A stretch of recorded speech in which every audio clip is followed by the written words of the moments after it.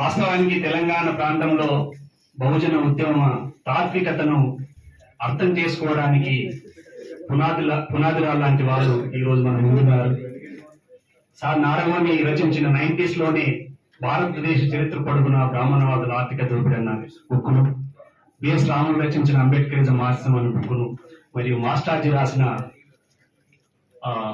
కాలికి గజ్జాలు సంకనప్పుడు ఏడికేళ్లను, ఇలాంటి తాత్వికతతో కూడుకున్న బుక్కులను పాటలను చదివి బహుజన తాత్వికతను అర్థం చేసుకున్నాం.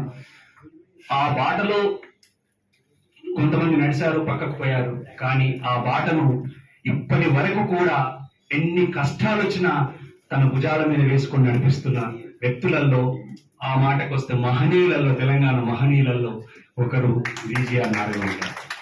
ఇక్కడే కాదు, చిన్న డొంకేశ్వర్ అనే ఒక చిన్న గ్రామం నుంచి మొదలుకుంటే ఢిల్లీ వరకు ఇప్పటి వరకు తాను నమ్మిన భావాలను చాలా ప్రస్ఫుటంగా, ఇంతకుముందు సార్ వినోద్ కుమార్ సార్ చెప్పారు, అంటే ముక్కు మీద, అంటే ఏ మాత్రం దాపరికం లేకుండా చెప్పే వ్యక్తులలో మొదటి స్థానంలో ఉంటాడు విజిఆర్ నారాయణ గారు. మేము పూలి అంబేద్కర్ ఆలోచన సమితి తరఫున 200 మంది 300 మందిని ఇక్కడ హైదరాబాద్ కావచ్చు, ఒక ఊర్లో కావచ్చు, కోచింగ్ పెట్టి రండి, ఒక్క ఫోన్ కాల్ చేస్తే చాలు, మళ్ళీ నువ్వు పెడుతున్నావు కదా, వస్తున్నావు అని చెప్పి ఆయన స్పీచ్ చివరికి పెట్టినా కూడా గంటన్నర ఆగకుండా, ఇప్పుడు నేను ఒక అర్ధగంట స్పీచ్ ఇవ్వగానే అలసిపోతాను, కానీ సార్ అలా కాదు.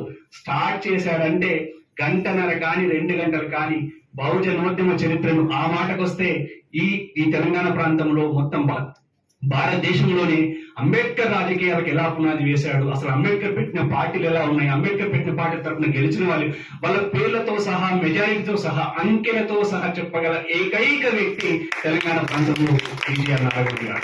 ఒక పెద్ద ప్రయత్నం మేము కూడా చేస్తున్నాం. యూత్ను కూర్చుండబెట్టి ఈ పూలే అంబేద్కర్ యొక్క తాత్వికతను చెప్పే ప్రయత్నం చేస్తున్నాం సార్. అట్లా యూత్ లో ఈ పూలే అంబేద్కర్ తాత్వికతను నింపడం ద్వారా ఖచ్చితంగా మీ కళల్ని నెరవేర్చే ప్రయత్నం చేస్తాం.